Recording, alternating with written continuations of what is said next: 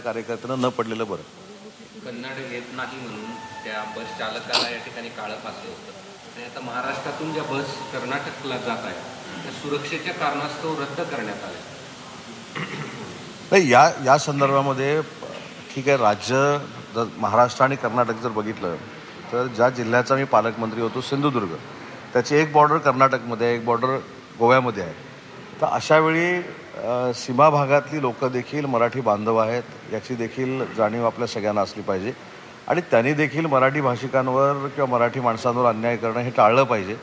टाळलं नाही ते होताच कामा नये, कारण आम्ही तिथल्या मराठी भाषिकांच्या बरोबर आहोत, मराठी बांधवांच्या बरोबर आहोत आणि याच्यामध्ये मी स्वतः माननीय मुख्यमंत्री महोदयांना आणि दोन्ही उपमुख्यमंत्री महोदयांना विनंती करेन की तिथल्या मुख्यमंत्र्यांशी बोलणं आवश्यक आहे आणि कायदा आणि सुव्यवस्था बिघडणार नाही याची दक्षता ही दोघांकडनं घेणं आवश्यक आहे. ज्या दिवशी प्राईम मिनिस्टर आणि शरद पवार एकाच व्यासपीठावर होते तेव्हा प्राईम मिनिस्टरनी शरद पवारांना पाणी दिलं.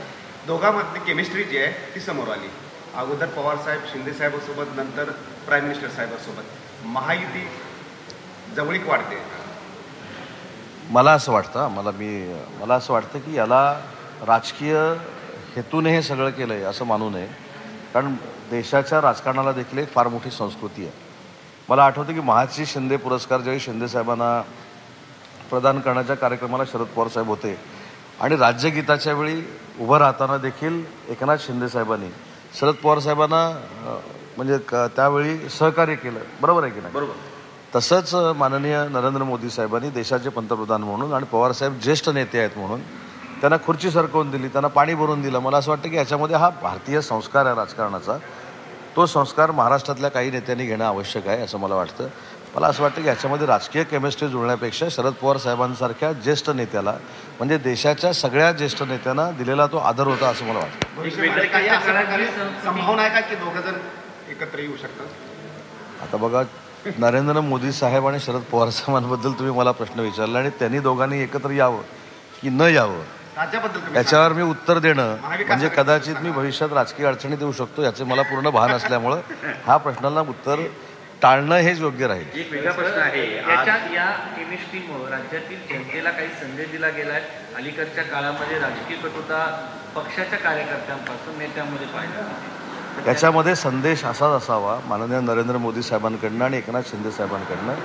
राजकारणामध्ये विरोध असू शकतो पण तो तत्वाचा ठेवला पाहिजे आणि आपल्यापेक्षा मोठ्या व्यक्तीचा आदर केला पाहिजे, आपल्यापेक्षा मोठ्या नेतृत्वाचा आणि कर्तृत्वाचा आदर केला पाहिजे. ही जी काय परंपरा आहे आणि जी परंपरा माननीय यशवंतराव चव्हाण साहेबांनी महाराष्ट्राला घालून दिलेली आहे, वंदनीय बाळासाहेबांनी घालून दिलेली आहे, त्याचं पालन करावं असा कदाचित तो संदेश असावा. मराठी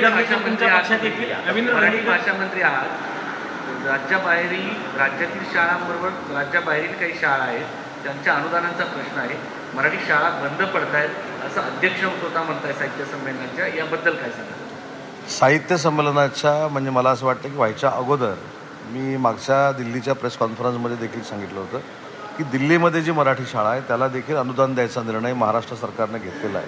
एवढंच नाही, मला असं वाटतं की या साहित्य संमेलनामध्ये JNUमध्ये जो आम्ही निर्णय घेतला त्याच्यावर देखील चर्चा होणं गरजेचं होतं.